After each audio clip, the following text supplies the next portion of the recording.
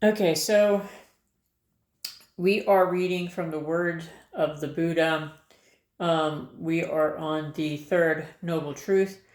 Personally, I literally just got done doing my previous video, and since I'm already set up to do it, I'm going into my next video. That's why I'm wearing the exact same thing, because I'm literally doing the video right now.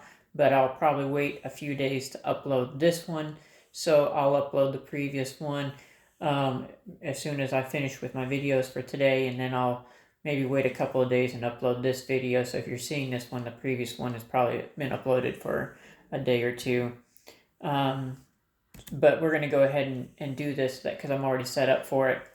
The third noble truth. What now is the noble truth of the extinction of suffering? So it says the noble truth of the extinction of suffering. What now is the noble truth of the extinction of suffering?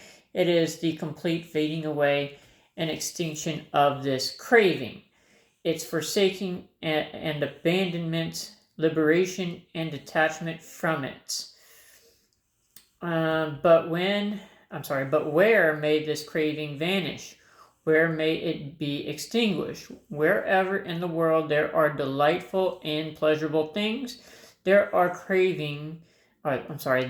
craving may vanish. There it may be extinguished, be it in the past, present, or future. Whosoever of the monks or priests regards the delightful and pleasurable things in the world as impermanent, miserable, and without self, as diseases and cankers, it is he who overcomes craving.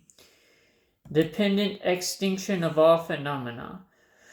And through the total fading away and extinction of craving, clinging is extinguished.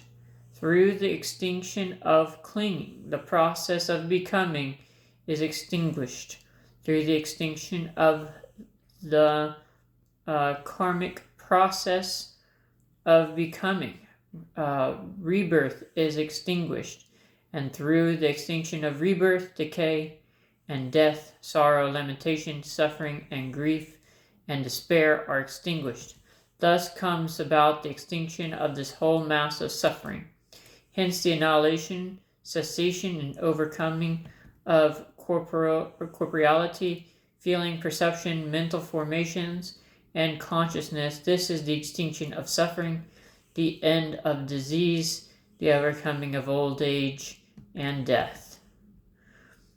Okay, so I think right here we are seeing the dependent of everything, because if you actually study this passage, it's a very difficult passage, but you actually see how everything is like links in a chain and connected, and everything's dependent upon something else. And if you remove the root of those links, then there's nothing to allow or cause the other things to happen, and so it all fades away. So if you get down to the root and you uproot the root of suffering, then there's no way for suffering to happen, and that includes rebirth. So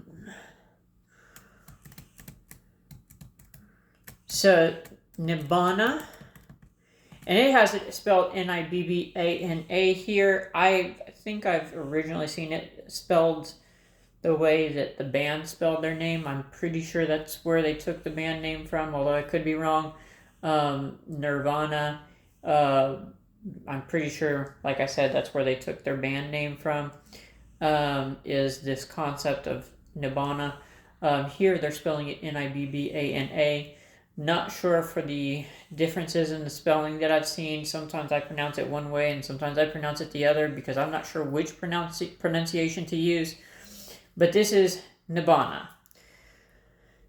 This truly is peace. This is the highest name, namely the end of all karma formations, the forsaking of every substratum of rebirth, the fading away of craving, detachment, extinction, Nibbana.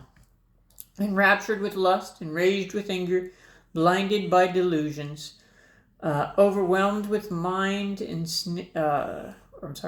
overwhelmed, with mind ensnared, Man aims at his own ruin, at the ruin of others, at the ruin of both, and he experiences mental pain and grief. But if lust, anger, and delusion are given up, man aims neither at his own ruin, nor at the ruin of others, nor at the ruin of both, and he experiences no mental pain and grief. This is nibbana, immediate, visible in this life, inviting, attractive, and comprehensible to the wise. The extinction of greed, the extinction of hate, the extinction of delusion. This indeed is called nibbana. And you see how nibbana is tied directly to the extinction of hate, delusion, and greed. Those three things. And that's one of the reasons why, when we talk about, getting away from hateful thoughts and anger and even when somebody is really what we perceive to be evil or harmful to other people, and it's really difficult not to hate them for it, we have to, think about, by hating that person, it's like I'm drinking the poison and I'm expecting the other person to die. It's because hate is part of the poison. It's the root of where evil. So a lot of times we're, like let's say the Nazis, for example, they are poisoned by hatred. So when the Nazis just hated the Jews, and you think about like a lot of those people were in some sort of Christian-based faith. And they probably thought they were doing really good things for Germany and, all that. And now the neo-Nazis probably think they're doing really good things for the United States. But they're driven by so much hatred that they cause so much destruction and they don't actually help anything get better. They completely destroyed Germany. Now they're trying to destroy the United States. And so, hating them, rather than just noticing that they are sick morally and mentally, that instead of just recognizing it for what it is, if I hate them back, I'm going to be in danger of falling into the same types of evils, because hate somehow in some way at some point will produce those types of evils. Okay. So even if it's not in this lifetime, that hatred builds from lifetime to lifetime and it becomes fruitful at some point, and then I become what I hated. So in order to not become what you hate, you don't hate to start, you got to cut out that hate to begin with. Don't drink the poison to begin with.